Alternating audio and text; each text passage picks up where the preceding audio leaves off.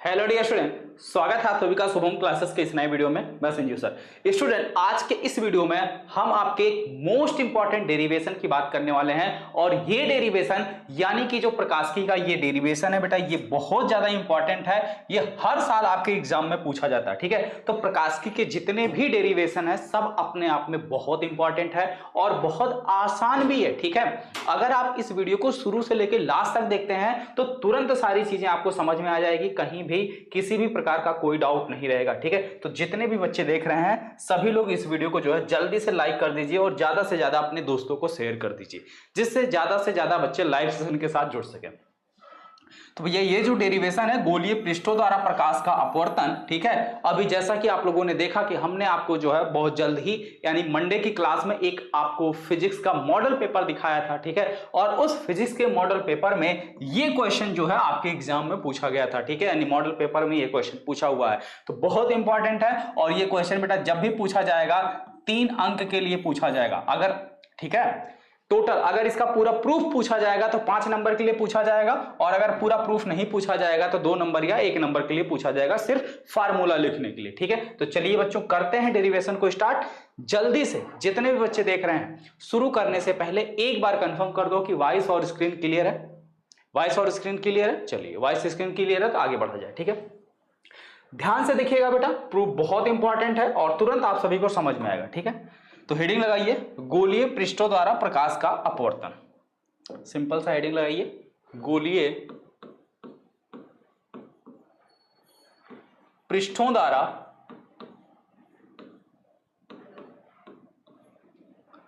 प्रकाश का अपवर्तन। गोलीय पृष्ठों द्वारा प्रकाश का अपवर्तन। ठीक है, गोलीय पृष्ठों द्वारा प्रकाश का अपवर्तन। चलिए देखिए क्या है, बहुत इंपॉर्टेंट है बेटा, ध्यान दीजिएगा। जैसे मान लो हमारा ये कोई गोलीय पृष्ठ है। ठीक है, जैसे हमने मान लिया ये हमारा क्या है, कोई गोलीय पृष्ठ।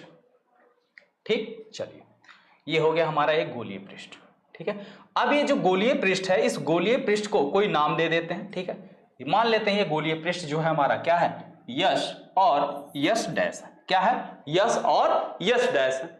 अब ये गोलीय पृष्ठ क्या कर रहा है, माध्यम यानी कि 2 माध्यम को अलग कर रहा है। गोलीय पृष्ठ के इधर दूसरा माध्यम है और इधर दूसरा माध्यम है। तो मान लेते हैं इधर का जो माध्यम है, ठीक है, गोलीय पृष्ठ के इस साइड जो माध्यम है मान लिया हमने, वो आपका माध्यम 1 है।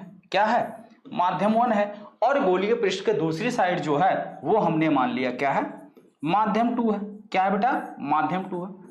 आई बात समझ में? जैसे मान लो अगर कोई भी, ठीक है, कोई भी अगर आपकी लाइन खींची जाती है तो वो लाइन किसी भी चीज को 2 भागों में डिवाइड करती है, यानी इधर कुछ इधर कुछ। ठीक है, तो वही सिंपल सी चीज है कि ये जो हमारा गोलीय पृष्ठ है, गोलीय पृष्ठ यस एस डैश है, ये एस एस डैश क्या कर रहा है, दोनों माध्यमों को अलग कर रहा है। इधर माध्यम 1 बन जा रहा है, इधर माध्यम 2 बन जा रहा है। ठीक, अब इतनी बात समझ में आ गई। अब ये जो गोलीय पृष्ठ है, इस गोलीय पृष्ठ का बेटा जो मध्य बिंदु होगा यानी एकदम मिडिल पॉइंट होगा, वो हमारा क्या कहलाएगा, ध्रुव कहलाएगा। यानी एकदम मध्य बिंदु जो मिडिल पॉइंट होगा वो क्या कहलाएगा, ध्रुव कहलाएगा। और इसका वक्रता केंद्र भी यहीं कहीं होगा। ठीक है, इसका वक्रता केंद्र भी यहीं कहीं होगा, जिसे हम लोग सी के नाम से जानते हैं। क्या बोलते हैं? सी। इसका वक्रता केंद्र हो गया। अब ध्रुव और वक्रता केंद्र को जो मिलाने वाली रेखा है ये क्या कहलाती है, ये आपकी कहलाती है मुख्य अक्ष। ठीक है, तो ये वाली लाइन हमारी क्या हो गई, मुख्य अक्ष हो गई। ठीक है, ये वाली लाइन हमारी क्या हो गई, मुख्य अक्ष हो गई। ठीक है, सिंपल। आई बात समझ में? ये लाइन हमारी क्या हो गई, मुख्य अक्ष हो गई। ठीक है, अब इस मुख्य अक्ष पर मान लेते हैं कि किसी बिंदु O पर हमारा कोई वस्तु स्थित है। ठीक है, यह हमने मान लिया एक बिंदु क्या है, O है। ठीक है, जहां पे कोई ऑब्जेक्ट यानी कि कोई वस्तु स्थित है। अब इस वस्तु का प्रतिबिंब इस गोलीय पृष्ठ के द्वारा कैसे बनेगा, कहां बनेगा, तो चलिए देखते हैं कैसे बनेगा, कहां बनेगा। तो सबसे पहला काम क्या करेंगे, यहां से एक प्रकाश किरण क्या करेंगे, बिल्कुल एक गोलीय पृष्ठ पर क्या कराएंगे, आपतित कराएंगे। ठीक है, आई बात समझ में? गोलीय पृष्ठ पर आपतित हो गया। अब एक चीज आप जान रहे हो, ये जो गोलीय पृष्ठ है ये हमारा किसका बना हुआ है, सिंपल सी बात है, जान ही रहे हो किसका है, कांच का है। ठीक है, किसका है, कांच का है। यानी इधर का जो माध्यम है, इधर का माध्यम है बेटा विरल। ठीक है, और इधर का जो माध्यम है वो है आपका सघन। इधर का माध्यम क्या है, सघन है। क्लियर?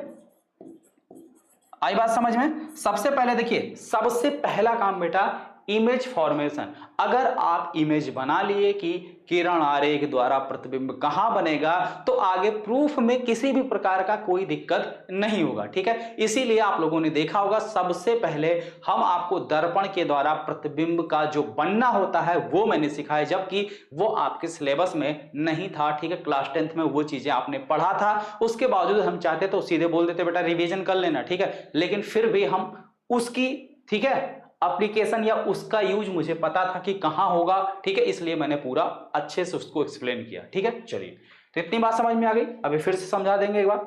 अब क्या हुआ कि ये इस पृष्ठ पर आपतित हो गया, तो अब ये अपवर्तन के पश्चात कहां जाएगा? अगर कोई पृष्ठ नहीं होता तो ये ऐसे सीधे चला जाता, लेकिन अब ये सीधे ना जाके बल्कि क्या होगा, अभिलंब की ओर झुक जाएगा। तो यहां पे अभिलंब का होगा। अभिलंब कहां मिलेगा? अभिलंब मिलेगा वक्रता केंद्र से, सी से जाती हुई रेखा खींच दो, सी से जाती हुई और इस बिंदु से होकर जाए। ये जो रेखा है ये हमारी क्या कहलाएगी? अभिलंब कहलाएगी। क्या कहलाएगी? ये होगा हमारा अभिलंब, ठीक है। क्या होगा बेटा? ये होगा हमारा अभिलंब, यानी जिसे इंग्लिश में हम लोग बोलते हैं नॉर्मल। क्या बोलते हैं? नॉर्मल, ठीक है। अब ये जो प्रकाश किरण बिंदु O से गई है, अब यह सीधे ना जाके बल्कि क्या होगी, अभिलंब की ओर झुक जाएगी। तो चलिए अभिलंब की ओर इसको थोड़ा सा झुका देते हैं, तो ये यहां से इस प्रकार से अभिलंब की ओर झुक जाएगी। देखो, अगर जाती तो ऐसे सीधे जाती, लेकिन अब ये सीधे ना जाकर क्या हो रही है, अभिलंब की ओर झुक जाएगी, ठीक है। तो अभिलंब की तरफ झुक गई। अब इसको कोई नाम दे देते हैं, मान लेते हैं ये बिंदु A पर आपतित हो रहा, कहां, और ये किरण क्या है, AM, ठीक है। आई बात समझ में? अब इसको पीछे बढ़ाओ। अब देखो, ये जो आपकी मुख्य अक्ष जा रही है और ये वाली किरण जा रही है, इसको अगर आप आगे बढ़ाओगे तो ऐसे चली जाएगी और ये ऐसे चली जाएगा, यानी आगे दूरी बढ़ती जा रही है। तो आगे दोनों कहीं एक दूसरे से मिलेंगे नहीं, तो जब मिलेंगे नहीं तो कहीं प्रतिबिंब बनेगा नहीं, ठीक है। तो प्रतिबिंब बनाने के लिए अगर आगे नहीं बन रहा है तो इसको हम क्या करते हैं बेटा, पीछे बढ़ाते हैं, ठीक है। तो चलिए पीछे बढ़ा के देखते हैं कि प्रतिबिंब कहां बनता है। अब इस प्रकाश किरण को क्या कर रहे हैं, पीछे बढ़ाते हैं।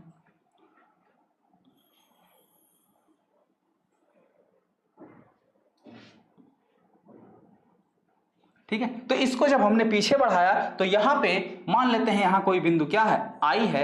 इस बिंदु आई पर क्या हो रहा है, इमेज बन रहा है। इस बिंदु आई पर क्या बन रहा है, आभासी इमेज बन रहा है, ठीक है। आगे बात समझ में? तो ये पूरा हो गया प्रोसेस। अब एक बार फिर से समझ लो, उसके बाद हम इसको करते हैं डेराइव, ठीक है, जिससे आपको दिक्कत ना हो। देखिए ध्यान से, सबसे पहला काम हमें क्या करना है, क्वेश्चन है कि किसी भी गोलीय पृष्ठ के द्वारा प्रकाश का अपवर्तन कैसे होता है, ठीक है।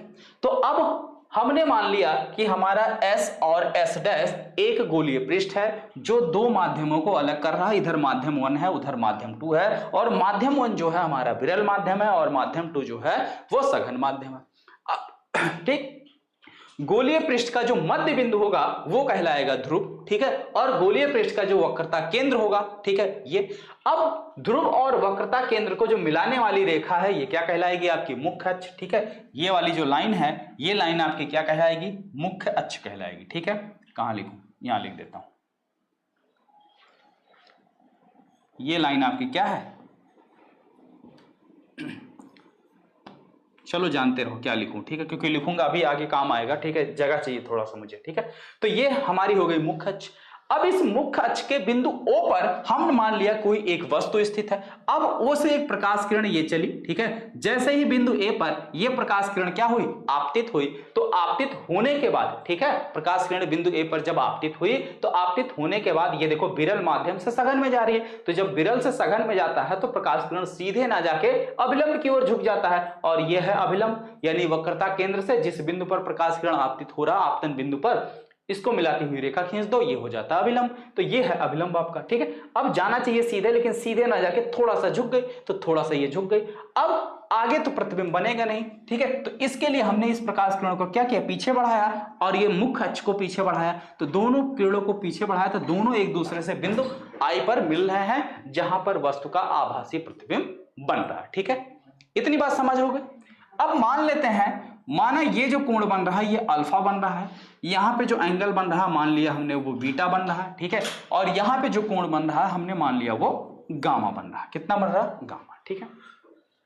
अब एक लाइन और थोड़ा सा देखेंगे, जो बिंदु ए है यहां से हम एक लंब ड्रा कर दे रहे हैं, ठीक है, मुख्य अक्ष पर हमने एक लंब ड्रा कर दिया, ठीक है, ए एन, ठीक है, ये कोण आपका 90 डिग्री है, ठीक है। तो मुख्य अक्ष से एक हमने क्या किया, लंब ड्रा किया, ठीक है। आई बात समझ में, बोलो क्लियर हुआ यहां तक? चलिए, अब यहां तक अगर क्लियर हो गया तो अब एक चीज आप जानते हो कि वस्तु आपका कहां है, बिंदु ओ पर। तो भैया ध्रुव से जो वस्तु की दूरी होती है, ठीक है, ध्रुव से वस्तु की दूरी क्या कहलाती है? ध्रुव से वस्तु की दूरी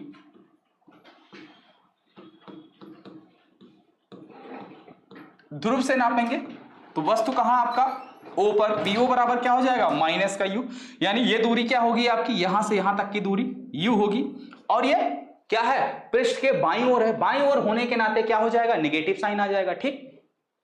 अब प्रतिबिंब यहां बन रहा है तो प्रतिबिंब की दूरी को हम लोग क्या लिखते हैं, v से डिनोट करते हैं। अब ये भी बाईं साइड है तो ये भी माइनस हो जाएगा। ध्रुव से प्रतिबिंब की दूरी, ध्रुव से प्रतिबिंब की दूरी कितनी हो जाएगी बेटा, पी आई, ये बराबर कितना हो जाएगा, माइनस का भी, ठीक है, माइनस का भी। और ध्रुव से वक्रता केंद्र सी की दूरी, ठीक है, ध्रुव से वक्रता केंद्र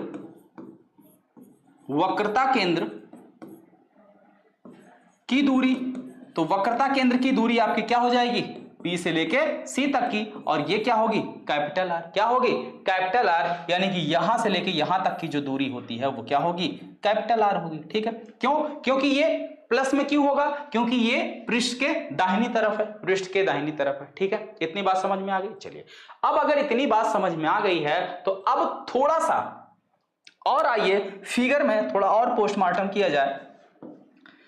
ये है बेटा आपकी क्या, अभिलंब, और ये वाली किरण ओ ए, इसको ध्यान से देखो, ओ ए आपका आपतित किरण है। तो आपतित किरण और अभिलंब के बीच में जो कोण बनता है उसे बोलते हैं हम आपतन कोण। तो ये वाला कोण हो गया बेटा आपका आपतन कोण आई, ठीक है। ये क्या हो गया आपका, आपतन कोण। कौन सा कोण हो गया, आपतन कोण हो गया, ठीक है, इंसिडेंट एंगल। अब एयम आपकी है अपवर्तित किरण। कौन सी किरण है, अपवर्तित किरण। तो अपवर्तित किरण और अभिलंब के बीच में जो कोण बनेगा ये कोण क्या कहलाएगा, ये कहलाएगा अपवर्तन कोण।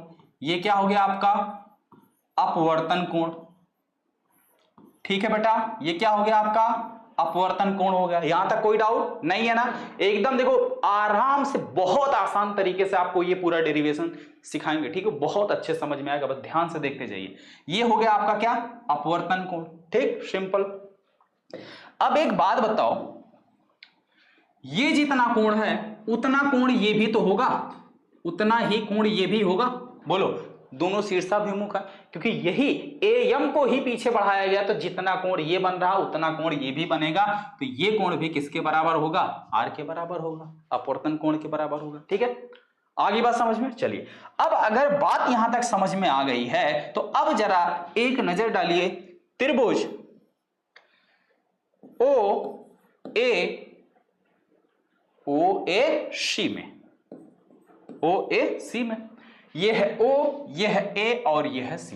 तो O A C इस त्रिभुज में अगर देखा जाए तो ये त्रिभुज के अंदर आपका अल्फा कोण बन रहा है, यहाँ गामा कोण बन रहा है, और ये जो आपतन कोण आई है ये त्रिभुज के बाहर है, यानी कुछ इस प्रकार से। ये है आपका O, ये है आपका C, ठीक है, और यहाँ पे है आपका A, ठीक है, और ये खींचा गया है बेटा आपका अभिलंब नॉर्मल, ठीक है। तो अब यहाँ पे जो कोण बन रहा है वो अल्फा है, यहाँ पे जो कोण है वो गामा है, और यहाँ पे जो कोण है वो आई है, ठीक है, ध्यान दीजिए। यही है ओ ए सी, कुछ इस प्रकार से है। अब ये जो आई है ये त्रिभुज का क्या है, बहिष्कोण है, यानी त्रिभुज के बाहर कोण बन रहा है। तो त्रिभुज की एक प्रॉपर्टी होती है, एक गुण होता है कि किसी भी त्रिभुज का जो बहिष्कोण होता है, किसी भी त्रिभुज का बहिष्कोण जो होता है अंतः कोणों के योगफल के बराबर होता है, यानी कि जो अंदर कोण बन रहे हैं उन दोनों के योग के बराबर होता है। तो अंदर आपके कौन से कोण बन रहे हैं, अल्फा और गामा बन रहे हैं, ठीक है। तो इसमें क्या हो जाएगा, बहिष्कोण है ये आपका, बहिष्कोण आई बराबर क्या हो जाएगा बेटा, अल्फा प्लस गामा। ये हो गया आपका समीकरण नंबर 1। ठीक है, अब इसी तरीके से एक दूसरा त्रिभुज देखो, इसी तरीके से त्रिभुज IAC में, IAC में अगर हम IAC की बात करें तो I यहां है, A यहां है, C यहां है। ठीक है, IAC की बात करें, IAC यहां देखो, ये वाला जो डॉटेड वाला लाइन, अब इसको मिटा देते हैं। ठीक है, ये है आपका I, यहां है आपका C। ठीक है, और ये इस प्रकार से डॉटेड लाइन जो है ये गई हुई है, और ये है ठीक है आपका A। यहां पे जो कोण बन रहा है वो क्या बन रहा है, R बन रहा है, यहां बीटा बन रहा है और यहां गामा बन रहा है। ठीक है, आ रही बात समझ में? देखिए ये है IAC, तो यहां पे कोण कितना बन रहा है, गामा। तो अब बहिष्कोण कौन हुआ, गामा। तो गामा किसके बराबर हो जाएगा, बीटा प्लस गामा के, सॉरी ये अपवर्तन कोण आपका R है, क्या है, अपवर्तन कोण R है। ठीक है, तो R का मान किसके बराबर हो जाएगा, या इसको स्मॉल लेटर के R से दिखा देते हैं जिससे दिक्कत ना हो। ठीक है, स्मॉल लेटर के R से मैं दिखा दे रहा हूं, इस प्रकार का R बना दे रहा है। ठीक है, जिससे दिक्कत ना हो।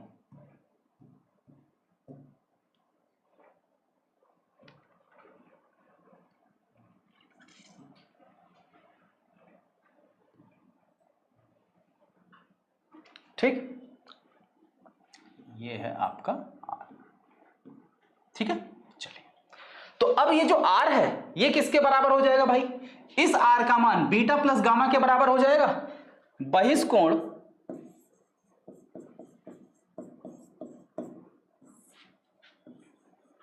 R बराबर क्या हो जाएगा आपका, बीटा प्लस गामा। ये हो जाएगा आपका समीकरण नंबर 2। क्या हो जाएगा, समीकरण नंबर 2। अब हमें देखो क्या मिल गया, आपतन कोण मिल गया, अपवर्तन कोण मिल गया। तो अगर आपतन कोण मिल गया, अपवर्तन कोण मिल गया, तो अब हम यहां क्या लगा सकते हैं, स्नेल का नियम लगा सकते हैं। तो स्नेल के नियम से,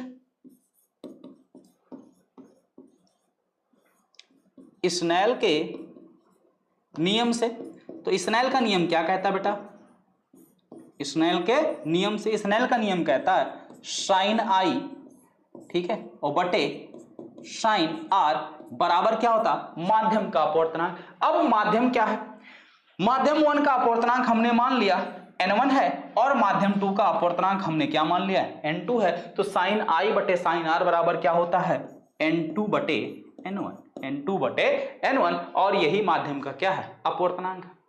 बोलो, इतनी बात समझ में आई, यहां तक सबका क्लियर है, कोई डाउट नहीं है ना। चलिए, अगर यहां तक कोई डाउट नहीं है तो जल्दी से, ठीक है, अब यहां पे थोड़ा आगे देखिए, उसके बाद आप जल्दी से स्क्रीनशॉट लो, क्योंकि बाकी की चीजें हम मिटाएंगे। ठीक है, अगर ये आपका I और R, ठीक है, यानी कि जो आपतन कोण I है और अपवर्तन कोण R है, इसका मान अगर बहुत छोटा हो, ठीक है, यदि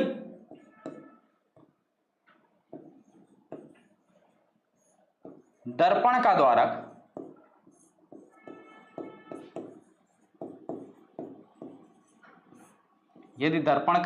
द्वारक बहुत छोटा हो, क्या हो, बहुत छोटा हो, यानी ये चीज जो S और S डैश छोटा सा है, तो ये जो I और R है ये भी बहुत छोटा होगा, तब I व R बहुत छोटे होंगे। क्या होंगे, बहुत छोटे होंगे। अतः जो साइन I है ये लगभग किसके बराबर हो जाएगा, I के, और जो साइन R है ये किसके बराबर हो जाएगा, आपके R के। ठीक है, किसके बराबर हो जाएगा, R के बराबर हो जाएगा। कोई दिक्कत,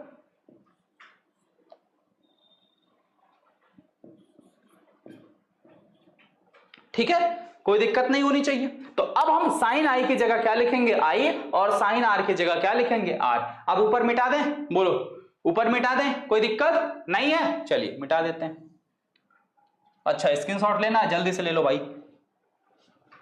हो गया, चलो अब ऊपर मिटाते हैं, थोड़ा सा आ जाओ।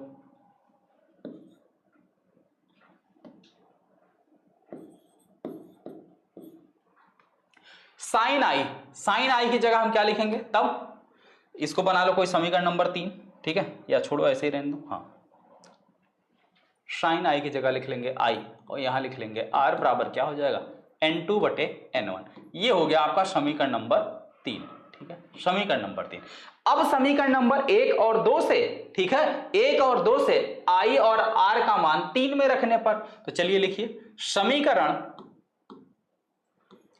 1 व 2 से आई व आर का मान समीकरण 3 में रखने पर, 3 में रखने पर, ठीक है। तो समीकरण नंबर 3 में आई और आर का मान रखते हैं। तो आई का मान क्या है बेटा अल्फा प्लस गामा, आर का मान क्या है आपका बीटा प्लस गामा, ये बराबर क्या हो जाएगा N2/N1, N2/N1। अब नीचे मिटा दें, बोलो स्क्रीनशॉट तो हो गया था ना, तो नीचे मिटा दे रहे हैं।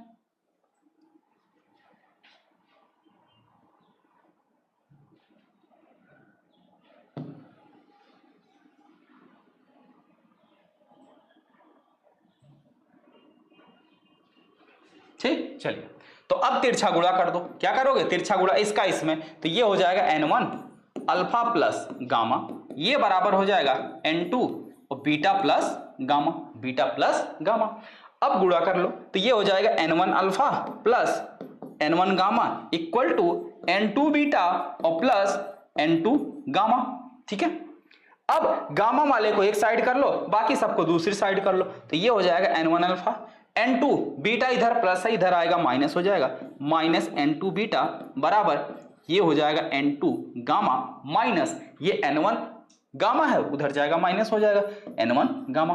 अब दोनों में से कुछ कॉमन है, N1 alpha minus N2 beta बराबर, यहां पे दोनों में से गामा कॉमन है तो ले लो गामा को कॉमन, ये हो जाएगा N2 minus N1, N2 minus N1। ये समीकरण नंबर 3 बना था, ये आपका बन जाएगा समीकरण नंबर 4, समीकरण नंबर 4, ठीक है।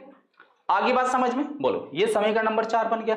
अब यहां पे हमें क्या करना, अल्फा बीटा और गामा का मान रखना है, अल्फा बीटा और गामा का मान रखना है। तो अल्फा बीटा गामा का मान कैसे निकलेगा, चलिए वो भी देखते हैं। आओ भाई फिगर पे आओ एक बार। अब यहां पे देखो समकोण त्रिभुज, समकोण त्रिभुज अल्फा कहां बन रहा है, यहां बन रहा है। तो समकोण त्रिभुज ओ ए एन में, ओ ए एन में, ओ ए एन में देखो ये समकोण त्रिभुज नजर आ रहा, ओ A N, O A N, ठीक है। ये देखो 90 डिग्री यहां बन रहा है ना, 90 डिग्री, तो ये आपको समकोण त्रिभुज पूरा प्रॉपर नजर आ रहा है। अब समकोण त्रिभुज में ये जो अल्फा है, tan अल्फा बराबर क्या होता है, tan अल्फा बराबर क्या होता है भाई आपका लंब बटे में आधार, लंब क्या है ए एन, और मान लें अगर ए एन की ऊंचाई कितनी है h है, ए एन बटे आधार क्या है एन ओ, एन ओ, तो ये क्या हो जाएगा ए एन बटे एन ओ, ए एन बटे एन ओ। ए एन का मान कितना बेटा आपका, ए एन का मान है h बटे एन ओ, एन ओ, ठीक है। आगे बात समझ में। अब एक चीज जानते हैं, इसी प्रकार से समकोण त्रिभुज आई ए एन में, इसी प्रकार से, ठीक है, या सीधे सीधे लिख लो समकोण त्रिभुज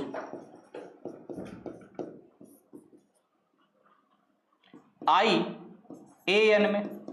अब यहां बीटा बन रहा आई ए एन, ये आई ए एन ये वाला, ठीक है।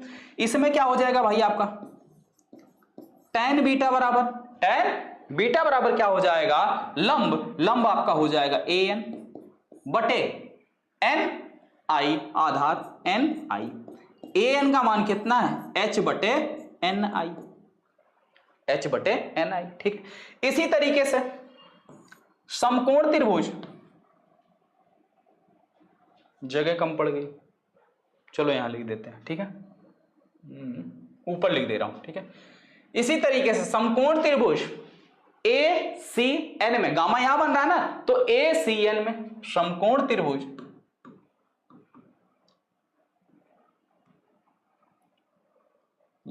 यहां लिख दें समकोण त्रिभुज ACN में, ACN में tan गामा बराबर क्या हो जाएगा, tan गामा बराबर हो जाएगा लंब, लंब क्या है AN बटे आधार, आधार क्या है NC, NC। AN का मान कितना है H/NC, H/NC। अब एक चीज जानते हैं, क्या जानते हैं हम लोग, जो गोलीय पृष्ठ है, गोलीय पृष्ठ का द्वारक जो है बहुत छोटा है, गोलीय पृष्ठ का द्वारक बहुत छोटा है, ठीक है। चूंकि गोलीय पृष्ठ का, गोलीय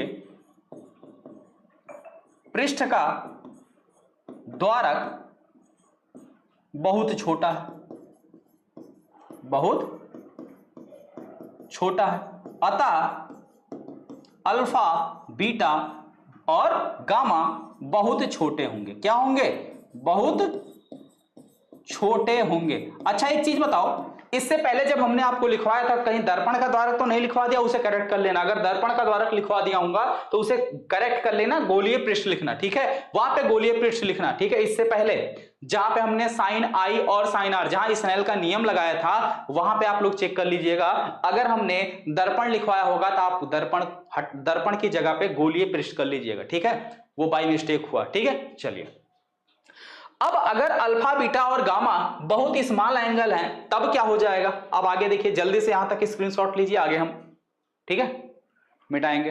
हो गया, स्क्रीनशॉट हुआ, चलो अब भाई देखो,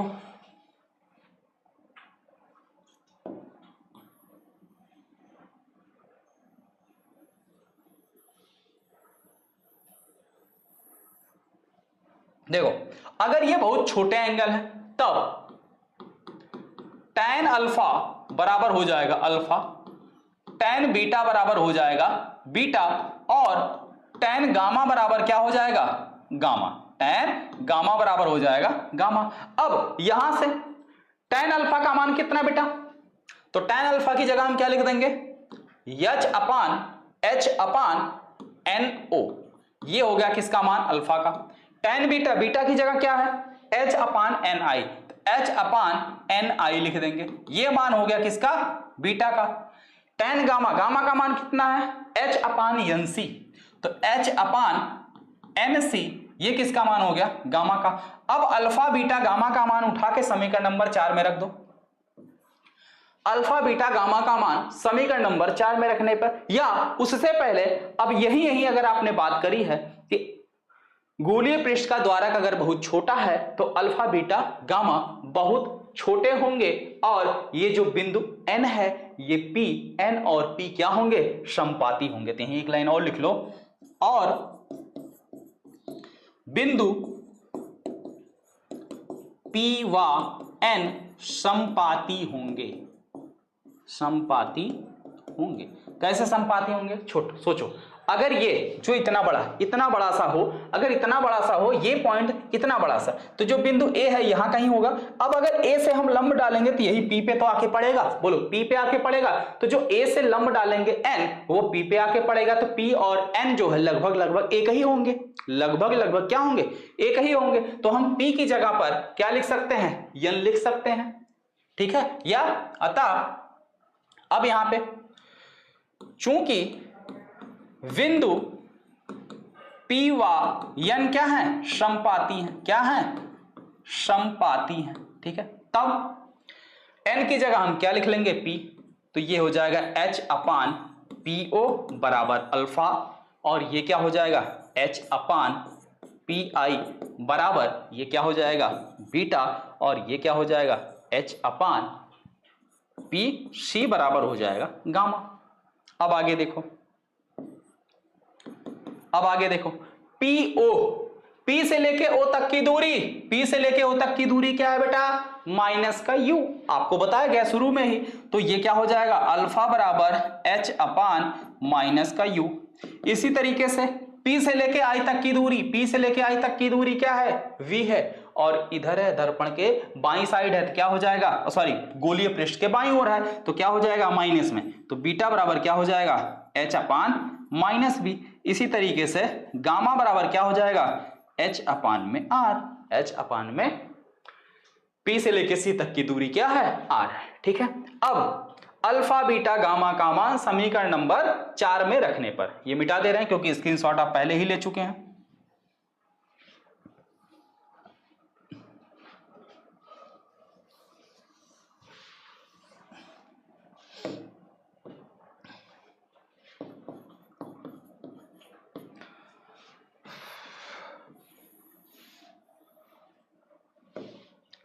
अल्फा बीटा गामा का मान, अल्फा बीटा गामा का मान समीकरण 4 में रखने पर, समीकरण 4 में रखने पर। अब अगर हम अल्फा बीटा का मान समीकरण नंबर 4 में रख रहे हैं तो देखो क्या मिल रहा है, अल्फा की जगह क्या रखेंगे, H अपान माइनस यू, तो ये हो जाएगा N1 और इंटू H अपान माइनस का यू, माइनस बाहर लगा है तो ये minus N2 into beta, beta का मान है क्या, H अपान माइनस का V। अब ये माइनस क्या हो जाएगा, प्लस हो जाएगा, और ये है आपका N2। ठीक है, बराबर गामा की जगह क्या लिखेंगे, H upon R, H upon R, और इधर क्या है आपका N2 minus N1, N2 minus N1। अब देखो क्या हो जाएगा, ये देखो क्या हो जाएगा, ये माइनस है, यहां प्लस है, ये क्या हो जाएगा माइनस H को अगर देखो सुनो, सब में से अगर हम माइनस H को कॉमन ले लें, किसको, माइनस H को। ठीक है, या सीधे सीधे ऐसे देखो, सबसे पहले यहां देखो माइनस है, यहां प्लस है, तो प्लस माइनस मिलकर क्या हो जाएगा माइनस, ये minus N1 into H upon you. ठीक है, ये माइनस मिलके प्लस, ये हो जाएगा N2 into H upon V equal to, ये हो जाएगा H बटे R, और ये हो जाएगा N2 माइनस N1। ठीक है, आगे बात समझ में। अब जो प्लस वाला है उसको पहले लिख लो और माइनस वाले को बाद में कर दो। ठीक है, जो प्लस वाला है उसको पहले लिख लो और माइनस वाले को बाद में कर दो। तो प्लस में क्या है N2, इसके साथ साथ क्या है H अपान V, माइनस ये है आपका N1 H अपान आगे क्या है U इक्वल टू, इधर क्या है भाई आपका H बटे R, और इसके साथ है N2 minus N1, N2 minus N1। ठीक है, अब सब में कुछ कॉमन नजर आ रहा है, सब में देखो यहां भी H है, यहां भी H है, यहां भी H है, तो H को ले लो कॉमन। तो अगर हम H को ले लें कॉमन तो यहां क्या बचेगा N2 बटे V माइनस N1 बटे U equal to H upon R, और इसके साथ है N2 माइनस N1। अब देखो इस H से ये H आपका हो जाएगा कैंसिल, इस H से ये H आपका हो जाएगा कैंसिल। तो जब ये H कैंसिल हो जाएगा तो यहां क्या बचेगा, यहां पे हमारे पास बचेगा N2 upon U minus N1 upon V equal to, इधर क्या बचेगा N2 minus N1 divided by R। ठीक है, ये और यही गोलीय पृष्ठ के द्वारा अपवर्तन का सूत्र है। ठीक है, यही क्या है गोलीय पृष्ठ के द्वारा अपवर्तन का सूत्र है। ठीक है, यही गोलीय पृष्ठ के द्वारा अपवर्तन का सूत्र है। ठीक है, यही गोलीय पृष्ठ के द्वारा अपवर्तन का सूत्र है। आई बात सबको समझ में, बोलो क्लियर है। चलिए एक बार फिर से रिपीट कर दे रहे हैं, ध्यान से देखना। ठीक है, लेकिन उससे पहले एक सबसे काम की बात बेटा, देखिए जो भी बच्चा अभी तक शुभम क्लासेस का टॉप 100 बैच नहीं ज्वाइन किया है तो सभी लोग शुभम क्लासेस का टॉप 100 बैच ज्वाइन कर लीजिए, जिसकी प्राइस देखिए मात्र 1499 रुपए है। और इसी टॉप 100 बैच से पढ़कर देखिए बोर्ड एग्जाम 2023 में बच्चों ने मैक्सिमम अंक स्कोर किया है, लगभग 97% तक बच्चों ने स्कोर किया है। तो इस तरीके से आप भी अपना अच्छा रिजल्ट ला सकते हैं, ज्यादा से ज्यादा नंबर स्कोर कर सकते हैं, क्योंकि बैच के अंदर आपको मिल रही लाइव क्लास के साथ साथ प्रैक्टिस सेट, नोट्स है, लास्ट ईयर क्वेश्चन पेपर है, संडे टेस्ट है, इंपॉर्टेंट क्वेश्चन और आंसर भी आपको प्रोवाइड किए जा रहे हैं। ठीक है, तो ये इतनी सारी चीजें आपको मिल रही हैं, तो जो भी अभी तक नहीं ज्वाइन किया है जल्दी से बैच को ज्वाइन कर ले। चलिए एक बार वापस से समझा देते हैं, ठीक है, जिससे जिसका भी डाउट हो वो क्लियर हो जाए। सबसे पहला काम क्या करना है बेटा, हमारा क्वेश्चन है कि गोलीय पृष्ठ के द्वारा प्रकाश का अपवर्तन। ठीक, हमने मान लिया कि हमारा यस और यस डैश एक गोलीय पृष्ठ है जो दो माध्यम को अलग कर रहा है, एक माध्यम इधर है दूसरा माध्यम इधर है। तो जो पहला इधर माध्यम है, मान लिया इस माध्यम का जो अपवर्तनांक है वो n1 है और इस साइड वाले का अपवर्तनांक n2 है, ठीक है।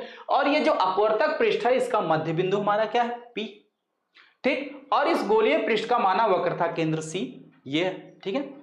अब वक्रता केंद्र C और ध्रुव को मिलाने वाली जो रेखा है ये है मुख्य अक्ष। हमने ये माना कि मुख्य अक्ष के, ठीक है, मुख्य अक्ष पर कोई बिंदु A है जहां O, कोई बिंदु O है जहां पे एक वस्तु रखा गया है, तो बिंदु O पर एक वस्तु रखा गया, ठीक। अब O से एक प्रकाश किरण चली और गोलीय पृष्ठ पर क्या होकर आपतित हुई, गोलीय पृष्ठ के बिंदु A पर आपतित हुई। अब गोलीय पृष्ठ के बिंदु A पर जैसे ही आपतित होगी तो ये प्रकाश किरण जब दूसरे माध्यम में प्रवेश करेगा तो ये क्या होगा, अभिलंब की ओर झुक जाएगा। अभिलंब कैसे मिलेगा, बिंदु A से जाती हुई क्या करेंगे, ठीक है, बिंदु A से C से होकर जाती हुई एक रेखा खींचेंगे, ये अभिलंब हो गया, तो ये अभिलंब की ओर झुक गई। अब इसका प्रतिबिंब आगे बनेगा नहीं तो इसको हमने क्या किया, पीछे बढ़ाया। तो जब हमने इसको पीछे बढ़ाया तो ये बिंदु I पर मिल रहा है मुख्य अक्ष के साथ, तो मुख्य अक्ष के साथ बिंदु I पर इसका प्रतिबिंब बनता है, ठीक है। ये तो बात होगी प्रतिबिंब की।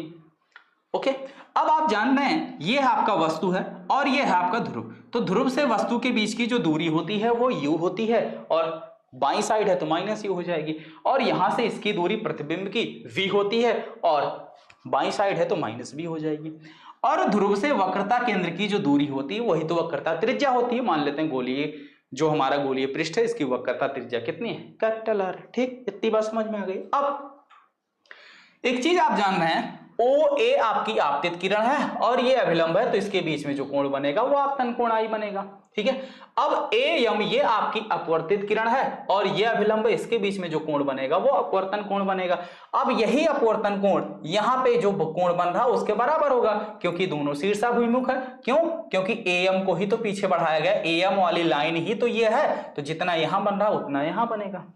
अब ये कोण I देख रहे हैं किस त्रिभुज के साथ लगा हुआ है, OAC के साथ, तो OAC का ये बहिष्कोण है, तो बहिष्कोण I बराबर क्या हो जाएगा, अंदर वाले कोण अल्फा प्लस गामा के योग के बराबर हो जाएगा। समीकरण नंबर 1 बना दिया गया। इसी तरीके से यहां जो अपवर्तन कोण आपका R है इसके लिए त्रिभुज IAC में ये IAC का बहिष्कोण है, तो बहिष्कोण R बराबर क्या हो जाएगा, बीटा प्लस गामा। R का मान निकल गया, तो अब I और R का मान निकल गया, तब यहां स्नेल का नियम लगा देंगे। क्या करेंगे, स्नेल का नियम। स्नेल का नियम क्या, साइन I बटे साइन R, ठीक है, बराबर क्या हो जाएगा, अपवर्तनांक दूसरे माध्यम का n2 बटे n1, ठीक है। I और R बहुत छोटे एंगल है, क्यों, क्योंकि जो हमारा गोलीय पृष्ठ है, गोलीय पृष्ठ इसका द्वारक बहुत छोटा है। अगर द्वारक छोटा होगा तो भैया I और स्मॉल बहुत छोटे होंगे। जब किसी भी त्रिकोणमितीय अनुपात में कोण छोटा होता है तो साइन I का मान I के बराबर हो जाता है, ठीक है। तो साइन I बराबर I, साइन R बराबर साइन R, ठीक है। तो I बटे R, ठीक है, I बटे R बराबर क्या हो जाएगा, n2 बटे n1। अब जानते ही है I बराबर क्या था आपका, I बराबर अल्फा प्लस गामा था और R बराबर आपका बीटा प्लस गामा था। तो I और R की जगह हमने ये मान रख दिया। मान रखने के बाद तिरछा गुणा कर लिया। तिरछा गुणा करने के बाद आपको एक समीकरण मिल गया होगा, n1 alpha minus n2 beta बराबर गामा n2 माइनस n1, ये एक समीकरण मिल गया होगा। अब इस समीकरण में हमने क्या किया, टैन अल्फा बीटा और गामा, अल्फा बीटा गामा इन तीनों का मान निकालकर इसके अंदर रख दिया। तो इन तीनों का मान निकाल के देखो, ये देखो मान निकाला गया अल्फा बीटा गामा, तो अल्फा बीटा गामा का मान निकाल के देखो इस समीकरण के अंदर हमने रख दिया। तो इस समीकरण के अंदर जैसे ही रख के सॉल्व करेंगे तो हमको हमारा जो फार्मूला निकालना था वो आ जाएगा, ठीक है। जल्दी स्क्रीनशॉट लो भाई, हो गया। चलिए अब देखो भाई आगे, क्योंकि ये फार्मूला इसी तरीके से नहीं पूछा जाता है। चलो क्या रिजल्ट निकला, n2 अपान v माइनस n1 अपान u बराबर n2 माइनस n1 और बटे r। यदि पहले माध्यम के सापेक्ष, पहले माध्यम के सापेक्ष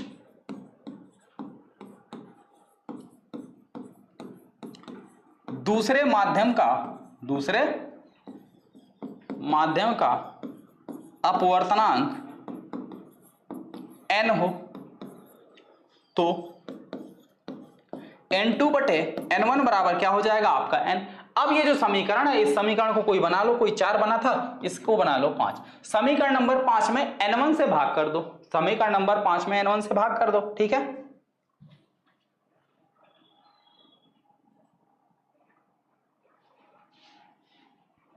अब देखो समीकरण 5 में n1 से भाग लगा दो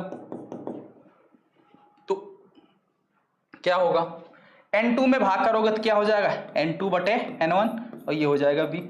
n1 में n1 से भाग करोगे कट कर कितना आ जाएगा 1। यहां n2 में भाग करोगे तो n2/n1 हो जाएगा, n1 में भाग करोगे तो n1/n1 कट के हो जाएगा 1/r। अब n2/n1 इसका मान किसके बराबर है n के, तो ये हो जाएगा n/v - 1/u = n-1/r, ठीक है। एक ये फार्मूला, तो दोनों में से कोई भी पूछा जाएगा, दोनों ही गोलीय पृष्ठ के अपवर्तन के सूत्र हैं, ये और ये दोनों ही गोलीय पृष्ठ के अपवर्तन का सूत्र है। जिस तरीके से एग्जाम में पूछा जाएगा उस तरीके से आप प्रूफ करेंगे। अगर एग्जाम में ये पूछा जाएगा तो आप यहां तक प्रूफ करेंगे, अगर ये पूछा जाएगा तो आप यहां तक प्रूफ करेंगे, ठीक है। आगे बात समझ में, बोलो आई सभी को बात समझ में।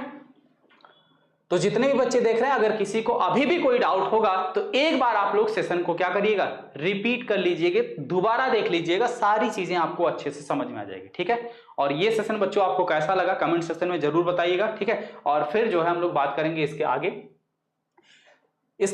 का नेक्स्ट टॉपिक है लेंस, ठीक है। आई बात समझ में। तो अपवर्तन वाली बात, ठीक है, अपवर्तन वाला चैप्टर जो है, अपवर्तन से रिलेटेड जितने भी टॉपिक थे वो लगभग आपके हुए कवर।